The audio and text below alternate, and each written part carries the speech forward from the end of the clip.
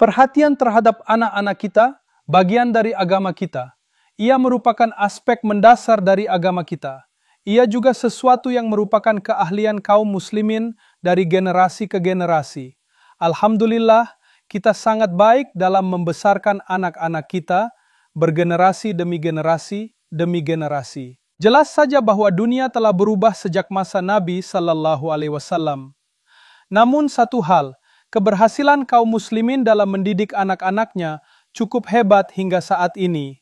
Sesuatu telah berubah di dunia, begitu drastis, sehingga tidak hanya memengaruhi bagaimana pemerintahan dijalankan, tidak hanya memengaruhi bagaimana ekonomi berlangsung, tidak hanya memengaruhi bagaimana bangsa-bangsa menghadapi satu sama lainnya, tidak hanya memengaruhi industri, tapi juga apa yang terjadi di dalam rumah. Tidak hanya kita rumah-rumah muslim, tapi di semua rumah. Dunia telah berubah secara dramatis. Seperti apa keluarga terlihat saat ini, belum pernah terlihat demikian di dalam sejarah manusia. Belum pernah terlihat sedemikian di dalam sejarah manusia. Bagaimana anak-anak dibesarkan saat ini. Tidak pernah terlihat demikian di dalam sejarah manusia dalam budaya apapun. Tidak hanya muslim, tapi dalam budaya apapun. Globalisasi dan kemajuan komunikasi massa. Dan di atas semua itu, invasi dari konsumerisme ekstrim. Saya bahkan tidak mengatakan kapitalisme, saya mengatakan konsumerisme. Bahwa kita telah menjadi pelanggan produk yang kecanduan, mentalitas seperti itu telah menyerang bahkan hingga ke dalam rumah kita. Saya beri contoh kecil tentang apa yang saya bicarakan. Anak Anda, banyak di antara yang hadir di sini adalah orang tua. Anak Anda, apa yang paling banyak mereka minta? Apa yang selalu mereka minta kepada Anda? Permen? Masya Allah, Anda punya anak-anak yang begitu saleh. Mereka cuma minta permen, baiklah minta Nintendo, Anda harus menyesuaikan sedikit. iPod, PlayStation 3, mobil, benarkah? Mereka sudah remaja? Mobil? Mainan? Dari mana mereka paling sering mendengar tentang iPad? Apakah mereka melihatnya dalam mimpi? Seperti Yusuf alaihi salam bermimpi 11 bintang, matahari dan bulan. Jadi mereka bermimpi tentang sebuah produk Apple. Mereka berkata, "Ya abati, inni ra'aitu tufahan ala hatifin." Ayah, aku melihat sebuah apel di atas sebuah telepon. Apa maknanya mimpiku itu? Tidak. Dari mana mereka melihat iPhone? Apakah dari temannya yang punya? Melihat di TV, melihat temannya memilikinya? Kemudian mereka berkata, aku ingin punya sepatu Keds itu, aku ingin punya baju kaos itu, aku ingin punya mainan itu. Dari mana mereka punya ide tentang mainan itu?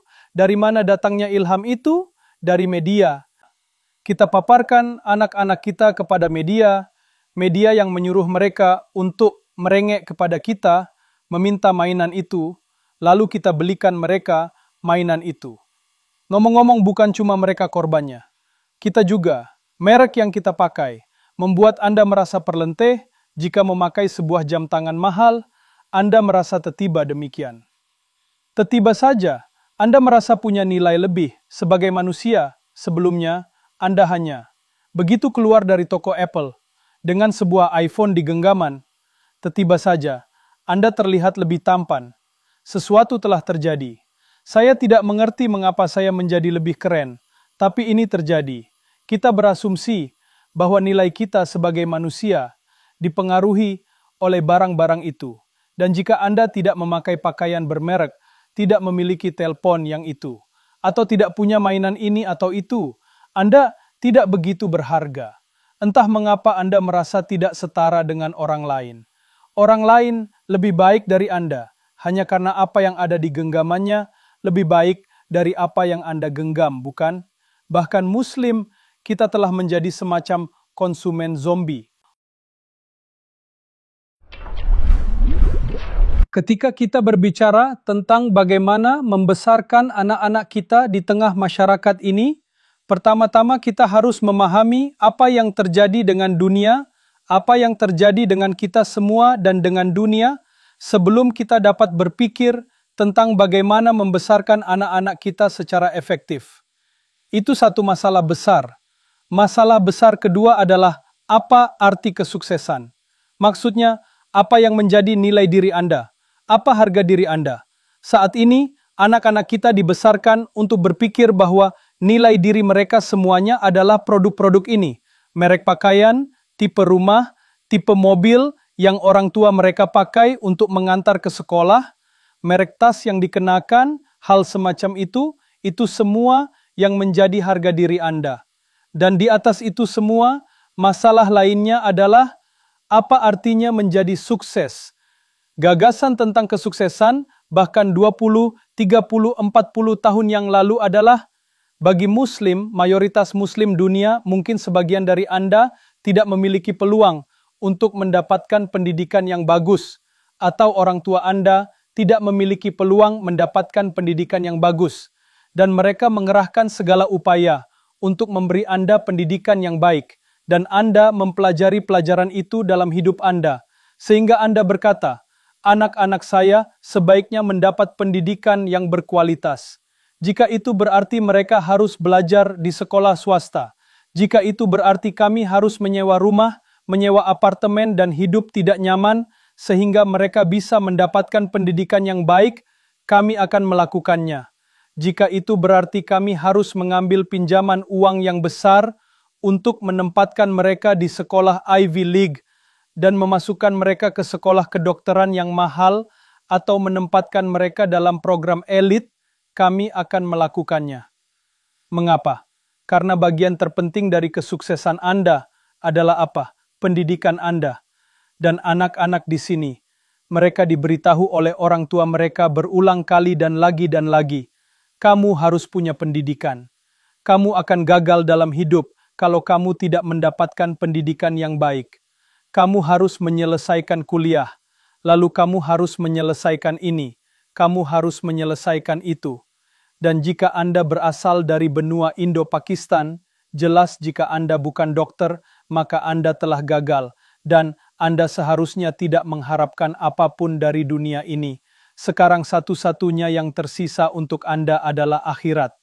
Karena, dan orang tua Anda tidak akan pernah bahagia dengan Anda sekarang, karena Anda bukan seorang ahli bedah, atau Anda tidak, kalian tahu, bahkan jangan jadi dokter gigi memalukan.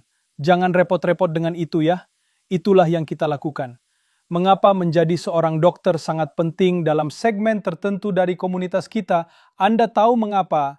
Karena dokter dibayar paling tinggi, bukan karena Anda bisa menyelamatkan nyawa orang, atau karena Anda melayani umat manusia. Tidak ada hubungannya dengan itu. Jika dokter dibayar dengan gaji yang sama dengan sopir bus, komunitas kita, komunitas Desi, tidak akan tergila-gila menjadikan anak-anak mereka sebagai dokter. Tidak ada semangat untuk menjadikan anak-anak kita penyelamat bagi dunia. Tidak ada orang tua yang senang dengan anak mereka menjadi seorang dokter, lalu dia berkata, aku akan pergi ke Doctors Without Borders selama 3 tahun. Aku akan melayani di Doctors Without Borders dan area banjir selama 3 tahun.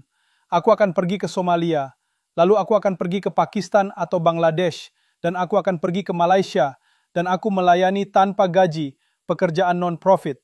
Orang tua mereka akan berkata, ya Allah, kami memberi semua uang ini agar kamu jadi dokter, dan ini yang kamu lakukan.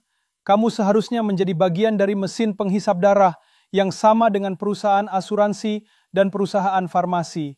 Itu yang kami ingin kamu lakukan. Mengapa kamu menyelamatkan nyawa orang? Ada apa denganmu? Kita sudah menjadi seperti itu. Jujur, kita harus melihat ke dalam cermin. Apa yang kita ciptakan? Sesuatu telah berubah secara mendasar. Gagasan kita tentang sukses telah menjadi uang. Gagasan kita tentang pendidikan telah menjadi karir yang menghasilkan banyak uang. Semuanya kembali ke uang. Jika Anda berhasil, itu berarti Anda punya banyak uang. Jika Anda berhasil, itu berarti Anda memiliki pendidikan. Pendidikan di bidang apa? Bidang yang akan memberi Anda karir yang bagus, yang berarti Anda akan memiliki uang yang banyak. Itulah arti kesuksesan sekarang. Semuanya kembali pada ini. Itulah, sekarang hal ini berbeda dari zaman dahulu. Hal ini berbeda dengan zaman dulu. Di masa lalu, memiliki pendidikan berarti memahami diri sendiri, memahami dunia di sekitar Anda, dan berkontribusi membuat dunia menjadi tempat yang lebih baik. Dan untuk membuat dunia menjadi tempat yang lebih baik, terkadang Anda harus mempelajari sejarah. Kadang Anda harus belajar sosiologi. Kadang Anda harus belajar ilmu politik. Kadang Anda harus belajar media. Kadang Anda harus belajar jurnalisme. Anda harus mempelajari berbagai bidang untuk berkontribusi pada masyarakat, bukan satu bidang. Dengan ukuran apapun, komunitas paling sukses di Amerika Serikat adalah yang tidak membatasi anak-anak mereka di satu bidang. Salah satu teman saya bilang, kalau Steven Spielberg orang Pakistan, dia pasti jadi dokter. Ya kan? Dia akan menjadi seorang dokter. Mengapa? Karena kita tidak. Apa maksudmu kamu ingin sekolah film? Kamu kenapa sih? Kamu gagal di kedokteran, Anda akan memberi orang tua Anda tekanan darah tinggi.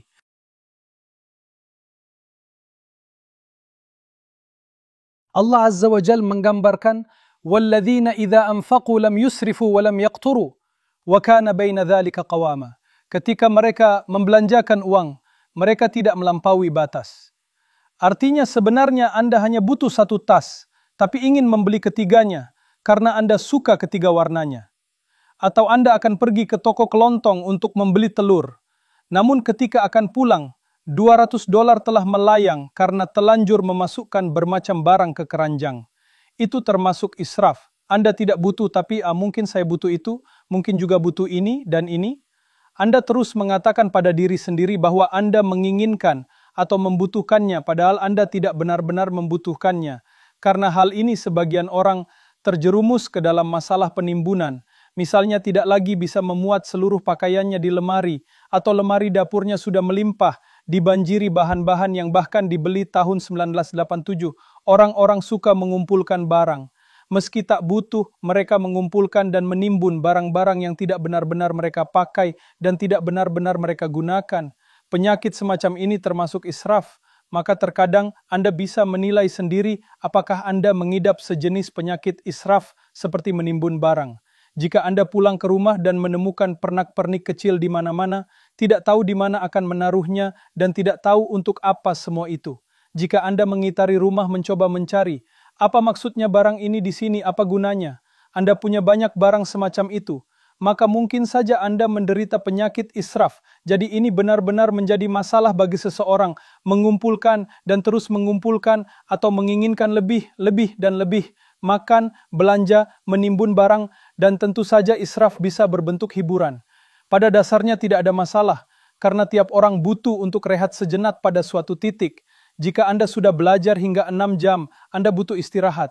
Anda boleh main video game atau apalah, atau menonton sesuatu di media sosial, atau keluar dan bermain, berolahraga, apapun itu, rehat sejenak, tidak mengapa. Namun untuk sebagian orang, hidup mereka adalah istirahat, hanya itu saja. Mereka bangun dan langsung menghibur dirinya, mereka pergi tidur dan menghibur dirinya, mereka selalu mengklik, menekan tombol, dan menggeser layar seharian, jam demi jam berlalu, dan hanya itu yang mereka kerjakan.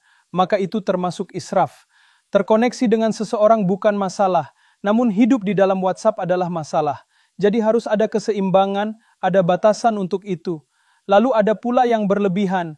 Sesuatu yang berlebihan ini adalah masalah yang sangat serius. Allah Azza wa Jal berfirman dalam bahasa yang paling tidak menakutkan, Innahu la yuhibbul musrifin. Sungguh Allah tidak menyukai mereka yang berlebih-lebihan. Free Quran Education bergantung pada Anda. Donasi Rp20.000 per bulan menjaga konten Islam kami tetap tersedia secara gratis untuk siapa saja, di mana saja, selama bertahun-tahun ke depan.